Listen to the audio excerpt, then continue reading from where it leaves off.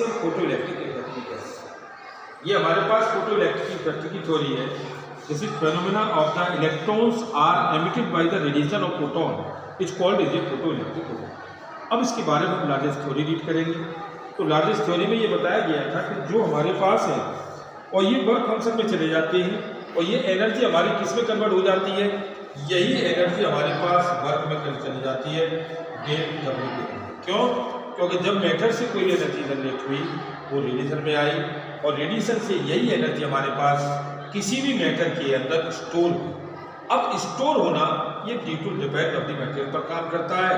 जो मटेरियल हमारे पास है उन मटेरियल के सभी की हमारी जो एनर्जी लेवल है वो सभी का अलग अलग होता है। अब जैसे कि हम कहते हैं मर्क्यूरी है, हम सोडियम की बात कर रहे हैं, तो दोनों का अपना अपना एनर्जी लेवल अलग है।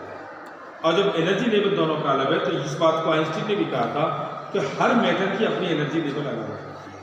अब ये सन से जो एनर्जी आती है उसको वो ऑब्जर्व करते हैं, ऑब्जर्व करने के बाद फिर उसको ये एमिटिव करते हैं। जब ये एमिटिव करते हैं तो इन चीज़ों से ये पता चलता है कि ये इलेक्ट्रॉन जब एमिटिव जाएंगे तो ये हमारे बहुत सारी एनर्जी के रूप में जाएंगे और ये एनर्जी हमारे पास किसके रूप में स्टोर रहेगी, वर्क फंक्शन के रूप में स्टोर रहेगी। अब इसमें बताया गया हमारे पास जो एनर्जी है वो है एक तो वर्क फंक्शन के रूप में सीजियम है जिसकी 2.14 इलेक्ट्रॉन वोल्ट है, पोटेशियम है 2.30 है, सोडियम है 2.75 है, कैल्शियम है 3.20 है, MO 4.17 है और ये PV 4.25 है। तो इस तरह से ये कई पार्टों में चली गई और ये वर्क फंक्शन हमारे पास 3 पार्टों में फिर ब्रेक हुआ। अब यही वर्क हमारे पास चला जाता है एक थर्मोनिक एमिशन में, इलेक्ट्रिक फील्ड एमिशन में और फोटो इलेक्ट्रिक एमिशन में। अब ये एनर्जी 3 पार्टों में चलेगी, एक थर्मिक चलेगी थर्मिक एमिशन में और एक चलेगी आपकी इलेक्ट्रिक फील्ड के अंदर और तीसरा चला गया ये किसमें, ये आपका फोटो इलेक्ट्रिक इफेक्ट है।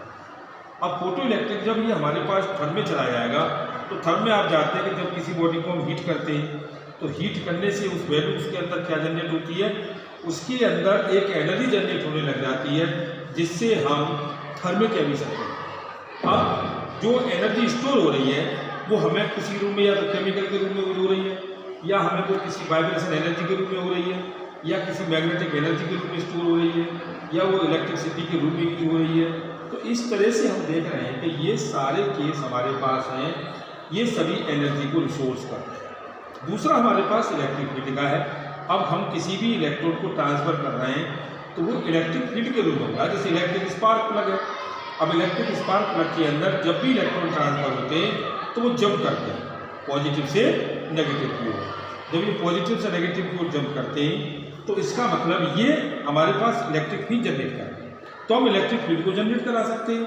अगर दोनों फील्ड के बीच में हाई पोटेंशियल दे दिया जाए तो इलेक्ट्रॉन जंप करेगा किसी भी स्ट्रेट लाइन से, किसी वेव फ्रंट के कारण। तो ये भी एक प्रोसेसिंग है। अब जैसे जैसे पोटेंशियल बढ़ाते जाएंगे उनके लिए स्पार्किंग कंडीशन बढ़ती जाएगी। और तीसरा है हमारे पास फोटो इलेक्ट्रिक इफेक्ट। हम कोई भी फिलामेंट बल्ब लेते हैं और फिलामेंट बल्ब के अंदर हम कोई भी करंट फ्लो करें तो वहाँ हमारे जो इलेक्ट्रॉन्स हैं ये फोटोन के रूप में जनरेट होते हैं। तो इनको हम फोटो इलेक्ट्रिक इफेक्ट भी कह सकते हैं। इस बात के लिए हमारे पास बहुत सारे इफेक्ट बताए गए। हार्ट्स ऑब्जर्व ने अपनी बात कहा था, उन्होंने ये कही थी कि photo electric effect in phenomena of emission of electron from metal surface a beam of light, यानी कि ऐसी कोई फेनोमेना जिसमें हमारे पार्टिकल एक बीम ऑफ लाइट में स्कैटर करते हैं तो वो हमारे कहलाते हैं थर्मिक एमिशन या फोटो इलेक्ट्रिक एमिशन। तो ये सारे केस हमारे पास रही हैं। आज इतना ही हम क्लास लेंगे, इसके साथ थैंक यू।